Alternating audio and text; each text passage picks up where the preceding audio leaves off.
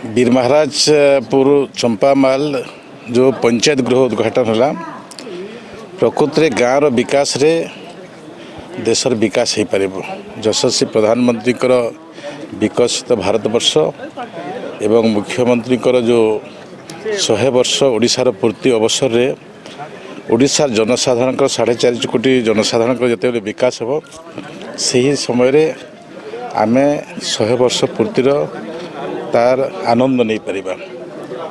ए परिप्रेक्षी गाँ को आम अधिक क्षमता दौचु, पंचायत को क्षमता दौचु। विगत सरकार समय जो सरपंच मान को अणदेखा करा जाउथला, राज रास्तार से मैंने आंदोलन करुले से प्रकार व्यवस्था ये सरकार नहे। ये सरकार लोकंकर सरकार, लोकंकर मुख्यमंत्री एवं आगामी दिने गाँव रो एक मॉडल तैयारी हिची विकसित गाँ। जो विकसित गाँ भितर आगरू जो प्रकार पद्धति थिला से पद्धति को अवलंबन करिबा एवं सहराभिमुखी जो लोक मानकर आस्था रहुछि ताकू बंद करने उद्देश्य विकसित गाँ एवं पंचायतर उन्नति पे आमे योजना प्रस्तुत करिछु। से परिप्रेक्षी रे आज ये जो उद्घाटन उत्सव अच्छी चंपामाल पंचायत गृहर माननीय सांसद बलांगीर एमपी महाराणी संगीता सिंहदेव अच्छा, विधायक अच्छा, कलेक्टर अच्छा, बीडीओ अच्छा, सरपंच अच्छा, समस्त अच्छा। निश्चित भाव में ये पंचायतर सर्वांगीन उन्नति हो, समस्ते उपकृत हेबे। देखो प्रधानमंत्री यशस्वी नरेंद्र मोदी जेन 2047 सुधा भारत को विकसित करेंगे से लाइन रे आमर ओडिशा रे 2036 सुधा आम यशस्वी मुख्यमंत्री मोहन चरण माझी कर द्वारा नेतृत्व रे विकसित हेबो।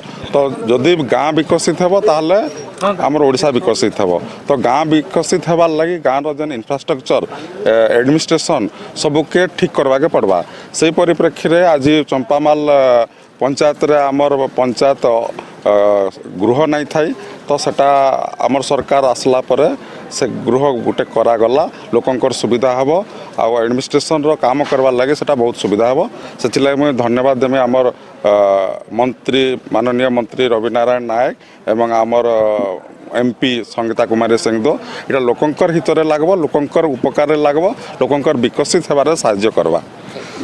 सर्वप्रथम मुझे माननीय मंत्री श्री रवि नायक जी को स्वागत जनाऊँगी। आज तांकर प्रोग्राम अच्छी सोनपुर जिले रे और से हमको बहुत इनकरेजमेंट देछन कि ई वर्षर बजेट को मने रखी करी जेन प्रकार काम तांकर डिपार्टमेंट द्वारा हेबा ग्रामीण अंचल रे रूरल डेवलपमेंट मिनिस्टर अच्छा बहुत बड़ पोर्टफोलियो। तो आमर आशा विश्वास कि आमर ग्रामीण एरिया भी बहुत विकसित हेबा। आउ मुई तो भावुची ई वर्षरु आमर डेवलपमेंट रो गोटे जर्नी आरंभ होउची। माननीय प्रधानमंत्री जी नेतृत्व रे, माननीय मुख्यमंत्री जी नेतृत्व रे और आमर प्रिय रवि भाई नेतृत्व रे। तो आमे समस्ते लोक फॉरवर्ड करूछु गोटे विकसित उड़ीसा को आमर लाइफ टाइम रे आमे देखमु। इटा बहुत बड़ कथा और एते बरस आमे पार्टी तरफ रो काम करी आसी छु और एबे फाइनली आमे से त्याग तपस्या रो फल पाइमु मुई भाबुछि।